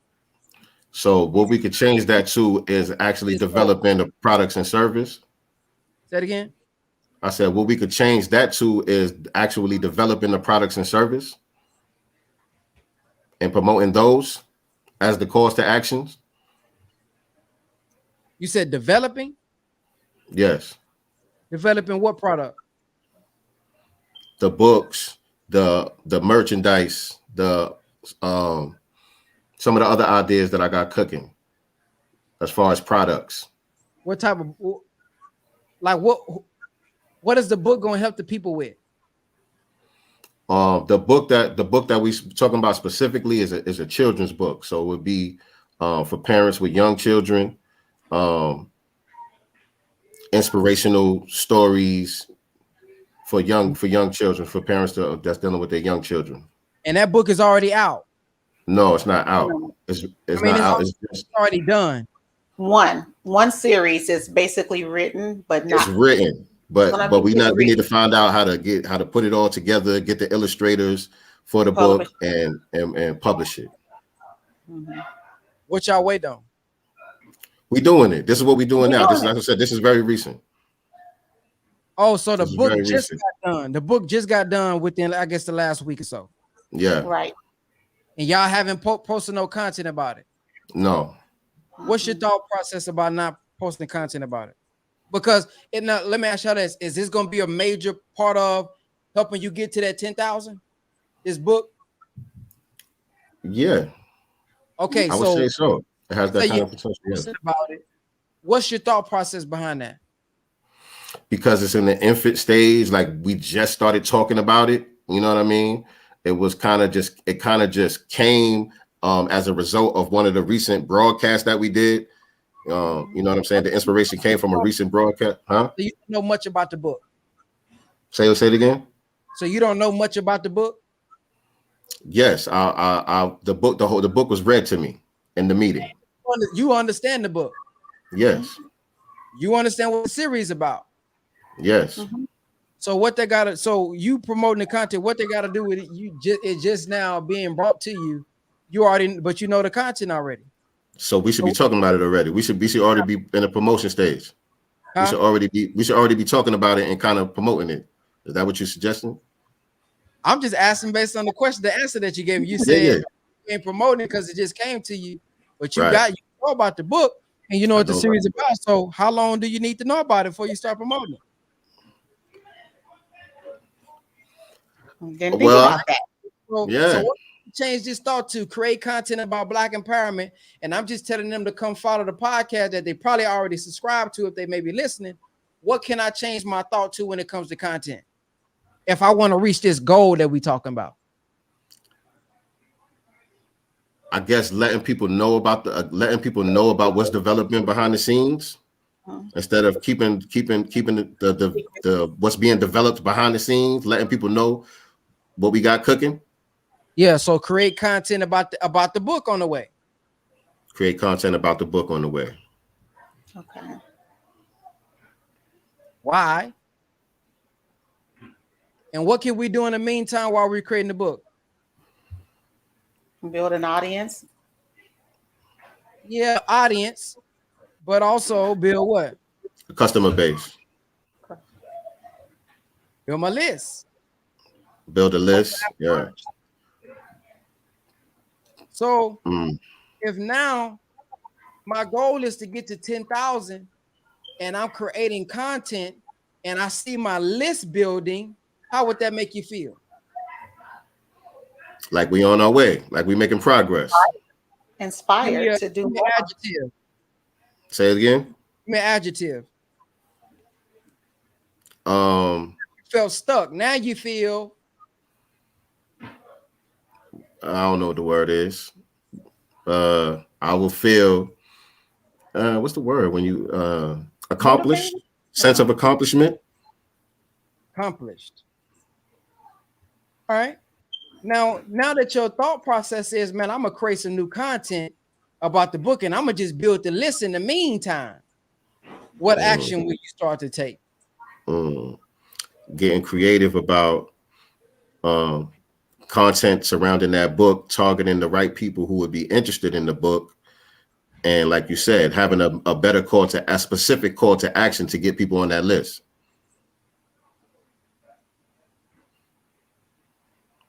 Parents.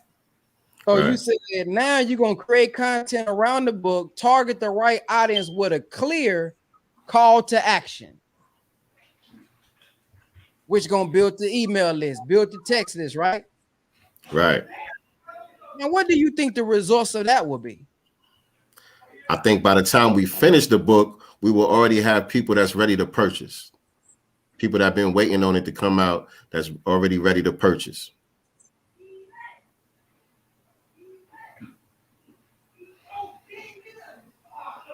Can I ask? Go ahead. No, go ahead.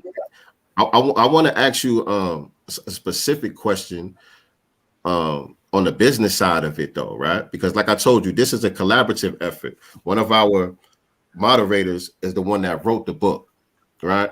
The book is actually now that you said what you said, we can start talking about it, right? Right. The book is actually about my son. My 7-year-old son is the character in the book, right? Mm-hmm. And so this is a collaborative project that the book is going to be. How do we how would we make that make sense on the business side for us? You know what I'm saying? So that everybody gets a fair, equal share. Like, you know what I'm saying? Like once the book comes out, like how do we create like the payment system, like all of that? Like how did that work? Being that it's multiple people. A writer's credit. Like we know who wrote the book and who gets the credit for the writing, the illustrator, and all of that. But you know, I'm talking about on the money side. Once the money start coming in, like what does that look like? They already who gave them the idea to write it? It was inspired by one of the broadcasts that we did, and she just took it upon herself to go ahead and get it done. And she wants to collaborate with y'all. Yes. It'll be a series. I just asked her what percentage she want to give up. She wrote it. You know what does she want to do? What's everybody's role gonna be? And y'all, you know, y'all can decide from there. You guys can form a company, a LLC together, and you guys would describe in the LLC paperwork what percentages y'all want to split. That's up to y'all. I don't know. Like I can't say 50-50, 20. Right. I don't know. I've never wrote a book with, well, I have, but we just split it. Okay. But it was a collective effort in writing it though. So like it's different. She wrote the whole thing and just in introducing it and bringing right. Yeah, y'all. my question wasn't about the percentages and all that. I'm just talking about the you know, just administratively, how does that work? Like the merchant account, what account is this money going into before we even split it? Just form an LLC with all you guys and having the paperwork, what you know, who get what. It all go to one bank account. You guys have access to it. Got you. Okay.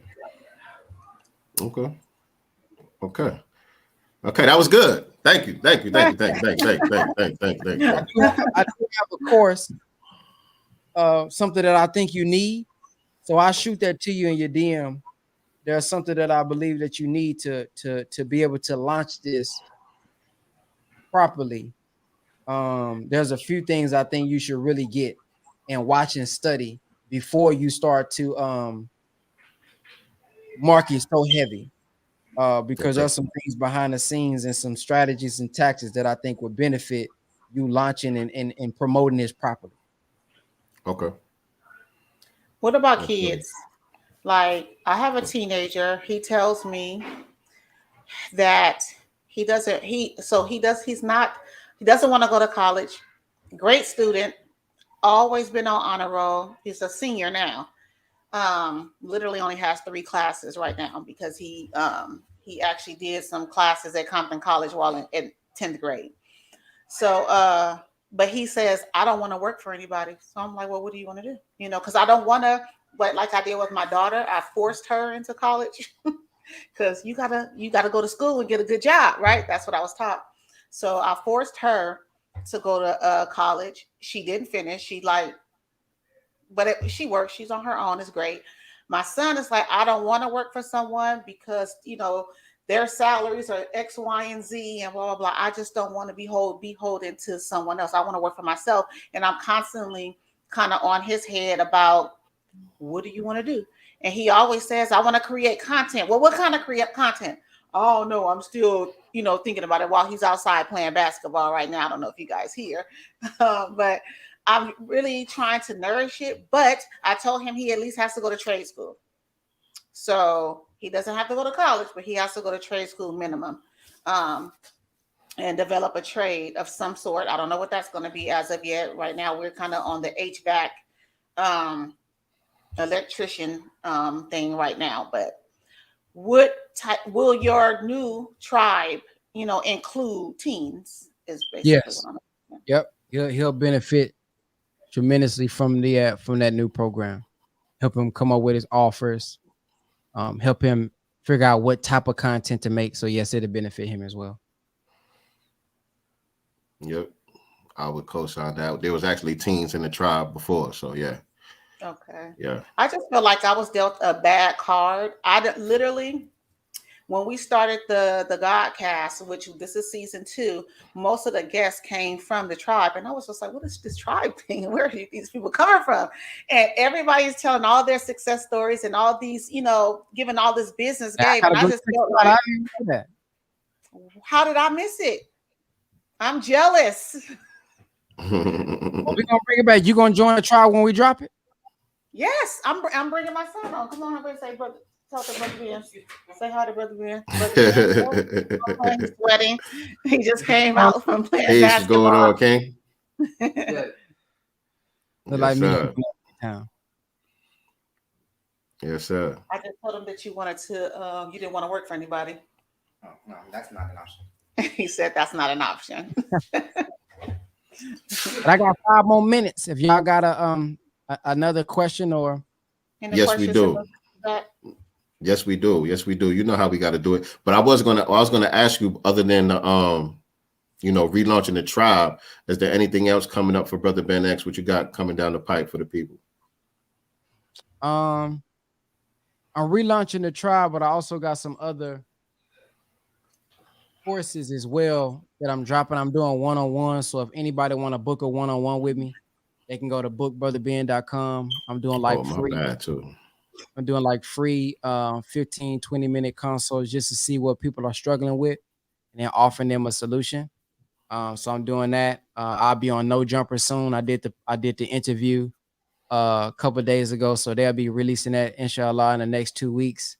And I'm just getting more structure with the products and the programs, making it a lot more easy and concise.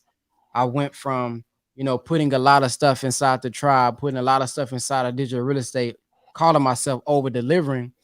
But what I found is that I've been overwhelming people. So I've been now finding a way to kind of give it to them piece by piece so it's not overwhelming, so they can digest it, then move on to the next thing. So that's why we relaunching the tribe. And then we got another thing that you can go up to. And when you're done with that, you can go up to another thing to where, you can go through a path. So stay tuned for that. Go to bookbrotherben.com if you guys want to book a free consult. And then we'll just talk about some options that I have on that session as well. Yes, indeed. Yes, indeed. And so again, man, I want to say thank you for coming through, you know what I'm saying, spending the time with us, and definitely thank you for playing ball with, recreating the tribe experience. That was something a little different for the Godcast, for the Black Business Showcase, but I think, it made a lot of sense. Hopefully, some of the people, it helped some of the people as well. I feel like, I feel a little bit better about what we got going on. And so we got some action steps to take with the team as well. But before we let you get out of here, man, we got a signature way that we like to end the show. So if you got time for these last 2 questions, we could break it all down that way. Yes, sir. Go ahead, nyctegur.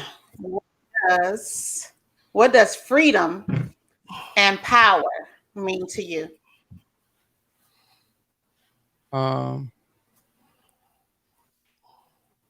Freedom to me means that you're not oppressed or forced to do anything, and you're also free within. Many of us may appear to be free, but mentally we're not. Inside, we may be living a lie. Inside, we may not be comfortable. Inside, we may not be in agreement with our lifestyle. So to be free, I think to me, to be in submission to the will of God, because the minister says that true peace comes from submission to the will of God. And the Honorable Elijah Muhammad wants us to have freedom, justice, and equality. So the way we truly be free is to accept our own, be ourselves, and get the knowledge of self and the knowledge of God, so that we can become free from the prison that the enemy has put us in, not just the physical prison, but the mental prison that many of us are in, free from caring about what people say, free from worrying about doubt, free from self-esteem issues. I think that's what true freedom is, because oftentimes, you can hold yourself back a lot more than somebody else can. It's not even your mom. It's not even your abuser anymore. You ain't talked to your abuser in years, but you still not free enough mentally to go do certain things because that's still in your mind, because we haven't done the work on the inside to free ourselves.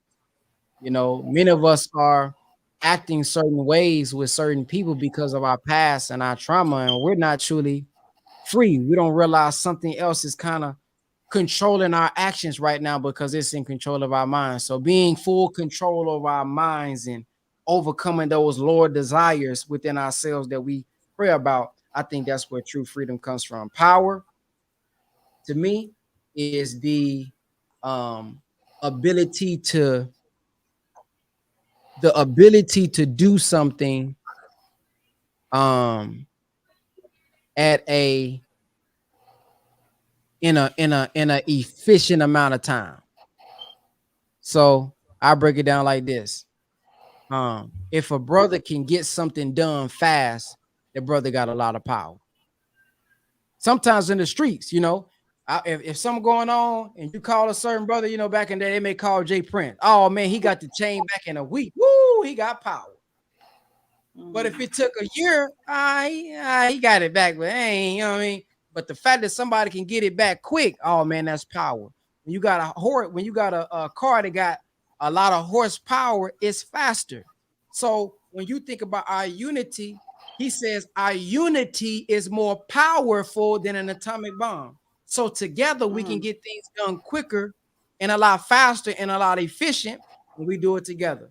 So somebody who got power, man, when you're a powerful person, I just feel like you're able to execute stuff at a rapid pace. You're able to execute things quickly. You're able to get it done. You're able to reach fast. You're able to get things done fast, be effective fast. To me, that's what power is. I know many people say knowledge is power, but I can know that it's raining outside and go outside without a raincoat or go outside without a jacket. That ain't power. I can know that there's a shootout outside and walk my butt right outside and get shot. There's no power in that. So being able to execute and utilize and be able to use the knowledge that you have, I think that's power to me.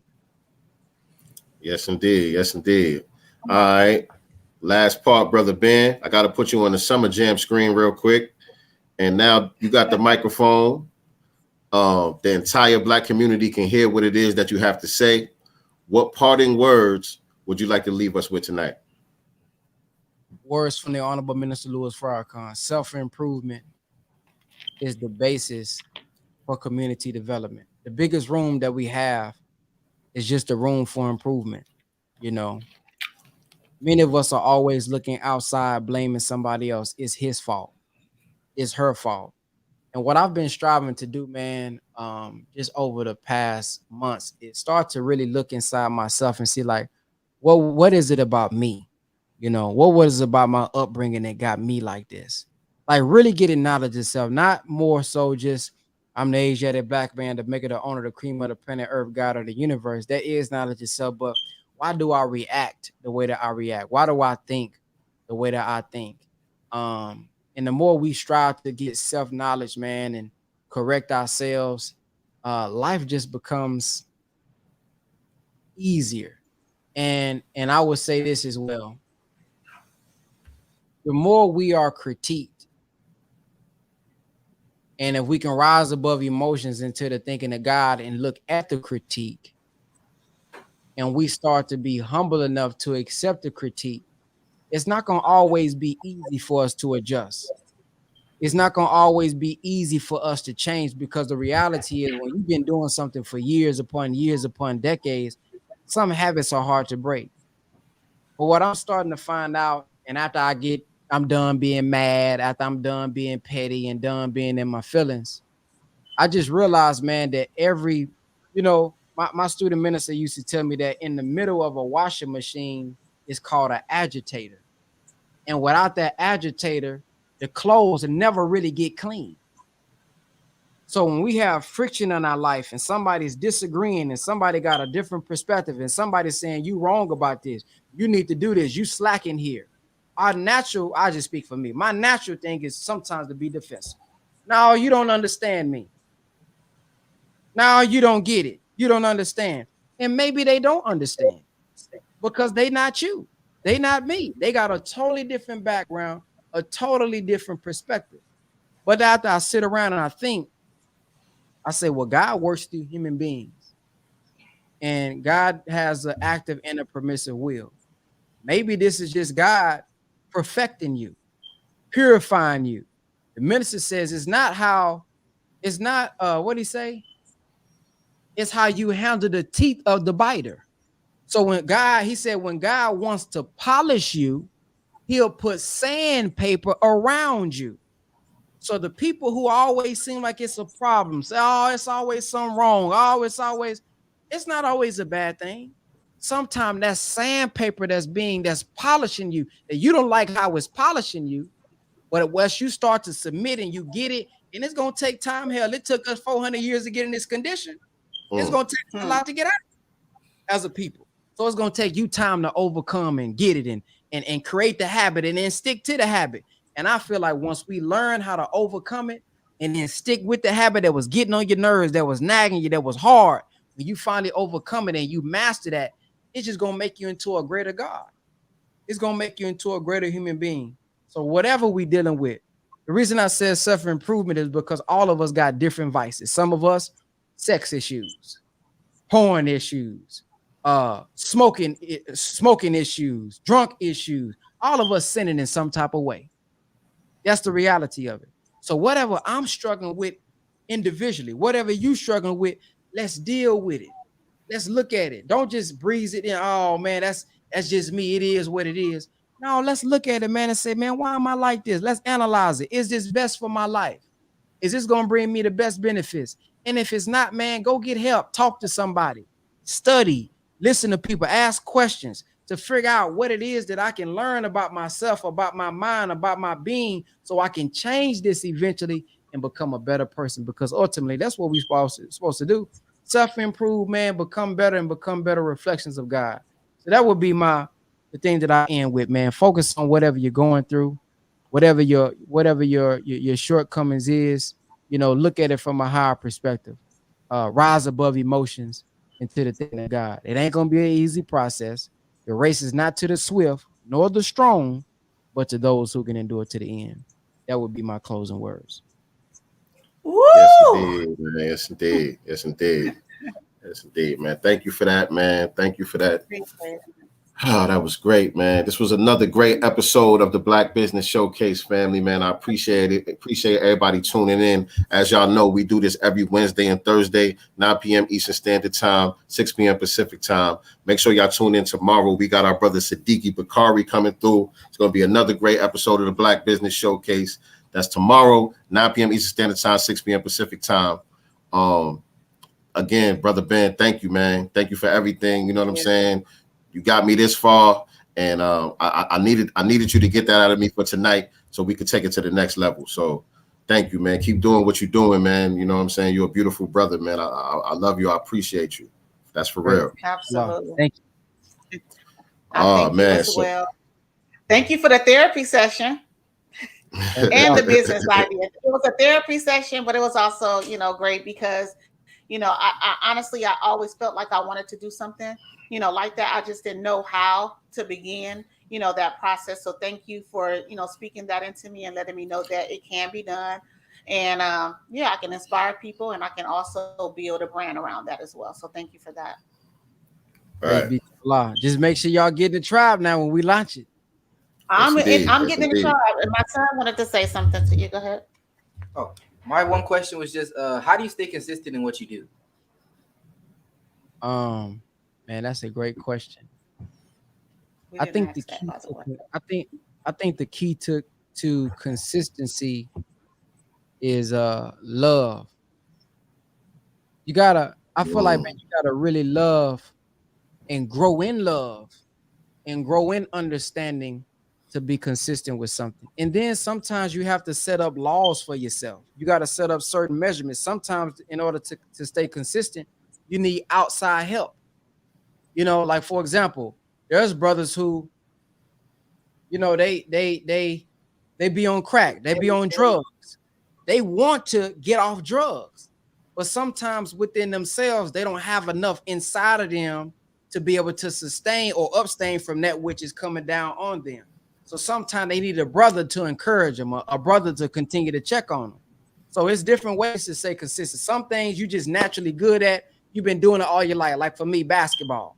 I'm a consistently play basketball. I'm a consistently do videos because it's just like it has been ingrained in me. I've acquired this habit over years, decades of time. But there's certain things I'm not consistent with. I'm not consistent with putting that when you get out the shower, you know that little thing you put to put down. I be getting fussed at all. And put that damn boy. You like you 5 years old. And in my mind, I'm like, God, I feel bad every time. Oh my God, I did it again. But sometimes it's like, man, it's a habit. I'm so used to once you cut the water off, it go down by itself. That's not an excuse, but more and more I heard it. Hey man, I'm tired of. So outside now, when I'm getting out the shower, I'm hearing it in my head. You better let that thing, and it becomes a habit.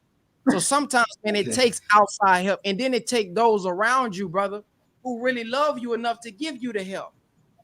See, some people who on drugs and who alcoholic, they gotta have people who really love them, that's gonna care about them, that got enough patience with them, because they're gonna be trying to sneak out sometime to drink, sneak out sometime to smoke. So you gotta have such a love to know, man, I know he probably want to do it, but this boy here crazy. Let me talk to him. Let me help him out. So I think it's multiple ways, man. But when you got a goal, like for example, I always say, man, the 3 P's. Once you find your purpose, then your desire feeds the will, and your passion backs that purpose, and then you stop procrastinating. So those are my 3 P's. So if I know, man, I wanted to go to the game, I wanted to go to the league so bad that if anybody tried to get me off of going to the club or smoking weed, I can't do this because I got to go to the league. I'm going to the gym every day because, man, I'm trying to go to the league. So when you got a purpose, man, and you really got a God-given mission, and you feel like this is what I've been born for, and you discovered that, I think that helps you become consistent. And then I think habits, doing it over and over again, helps you come, consistent with it as well. But you got to be patient with yourself. The main thing is being patient with yourself and not getting down on yourself saying, oh, I can't do it because you done slipped up and messed up. The reality is the same people that are pointing out you not being consistent, there's somewhere in their life where they're not consistent either. There's something else that they did last week, yesterday, where they forgot to. They didn't remember either. They slipped up too. So you got to remember that and don't be so hard on yourself, and then set calendars. So once we get control of our life, it's like, okay, I'm doing for self. You already said you don't want no job.